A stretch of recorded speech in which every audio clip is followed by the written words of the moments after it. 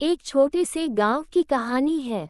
गांव में एक आदमी रहता था जो रोज शराब पीने का आदी था।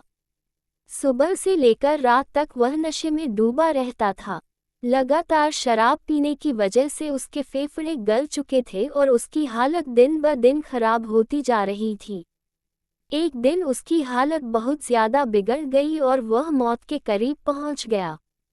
मरते समय उसके एक पुराने दोस्त जो खुद भी नशा करता था को उसने चेतावनी दी, भाई, नशा मत करना, यही मुझे खत्म कर रहा है। कुछ समय बाद उस नशेली आदमी की मौत हो जाती है, मगर उसका दोस्त उसकी बात नहीं मानता और नशा करना जारी रखता है। उसे लगता है कि नशा करने में मज़ा है और जिंदगी का असली सुख यही है। रात के समय उसे अपने मरे हुए दोस्त की आत्मा दिखाई देती है, जो डरावनी लेकिन दुखी आवाज में कहती है, मैं यही भटक रहा हूँ, नशे ने मेरी जिंदगी बर्बाद कर दी, तुम भी मत करो। लेकिन वह आदमी फिर भी नहीं मानता। वह फिर से शराब पीता है। कुछ ही समय बाद वही आदमी भी गंभीर बीमारी का शिकार हो जाता है और अंत में नशे की वजह से उसकी भी मौत हो जाती है। Dot dot dot dot dot dot dot dot संदेश है, नशा धीरे धीरे इंसान को खत्म कर देता है। समय रहते संभल जाओ। एक छोटे से गांव की कहानी है। गांव में एक आदमी रहता था जो रोज शराब पीने का आदी था। सुबह से लेकर रात तक वह नशे में डूबा रहता था।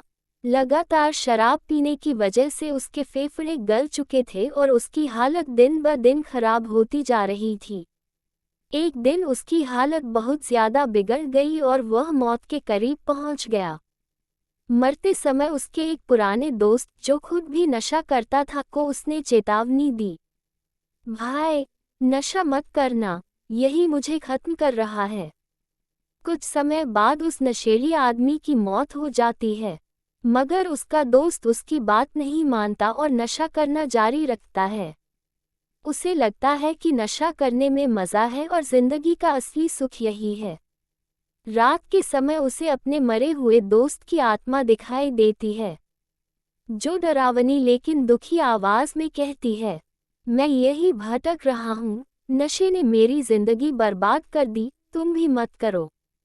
लेकिन वह आदमी फिर भी नहीं मानता। वह फिर से शराब पीता है। कुछ ही समय बाद वही आदमी भी गंभीर बीमारी का शिकार हो जाता है और अंत में नशे की वजह से उसकी भी मौत हो जाती है। Dot dot dot dot dot dot dot dot संदेश है, नशा धीरे धीरे इंसान को खत्म कर देता है।